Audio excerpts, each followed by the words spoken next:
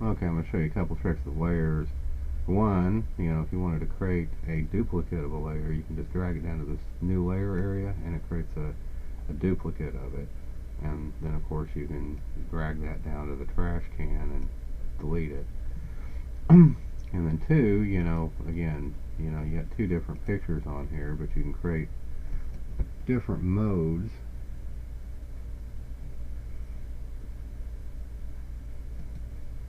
Like that, so that kind of, changes the blending modes of the various layers. So, it's kind of cool. Okay, and if you, take it back to normal, you can obviously change the opacity.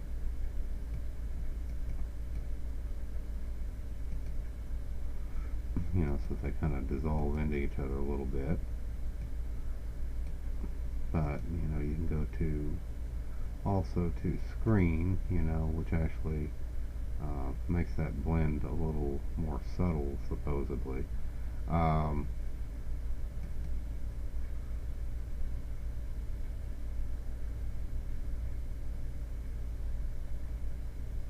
So I haven't found anything equivalent to the transparency tool on Corel. And then you go to something like divide, and it's pretty wacky.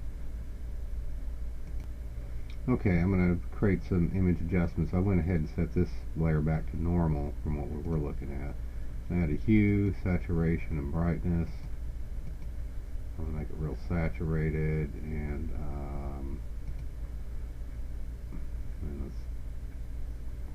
vibrance. Vibrance is supposedly better than, supposedly more a better, um, control than saturation, for doing similar things. And then polarize. Anyway, I've applied those three filters, and you can see, as I was creating those, that it's applied to all, to all layers, both this layer and this layer. Now, you can, turn these off individually. It's one of the great things about working with these types of adjustments on layers. But, I can grab, like,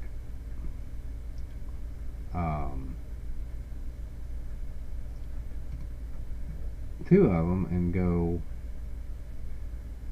and I'm not really sure if I can do this with like this, but you can create something called a clipping mask, but that applies them to all the layer directly below it.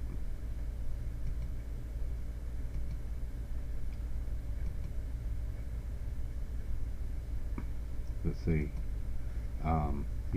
if you, but it only applies to the layer directly below it, and because I did it like I did it,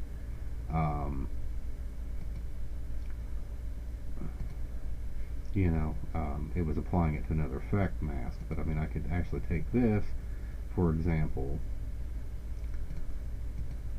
okay, and you can see what the effect of this is on both images, and I can say, create clipping mask, and it only applies it to the layer directly below it, and that means this one. So, and I don't know if you can move this around or not. Yeah, you can. So, that makes it just associated with the layer directly below it.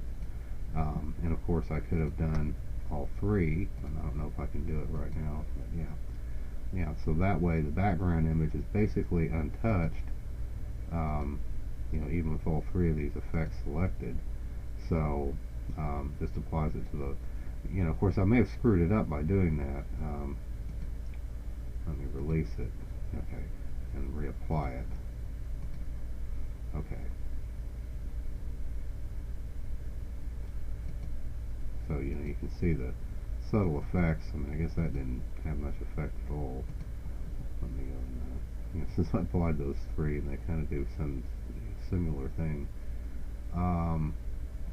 Yeah, I guess this doesn't have any settings either. Oh yeah, it does. Yeah, this doesn't seem to do anything. But at any rate, the point is that you know, these apply to the layer directly below it as opposed to applying to the layer up, all layers. So, but I could theoretically take this effect and apply it there, and that applies now that filter to the layer directly below it. So, apply that clipping mask, it apparently can be applied to anything.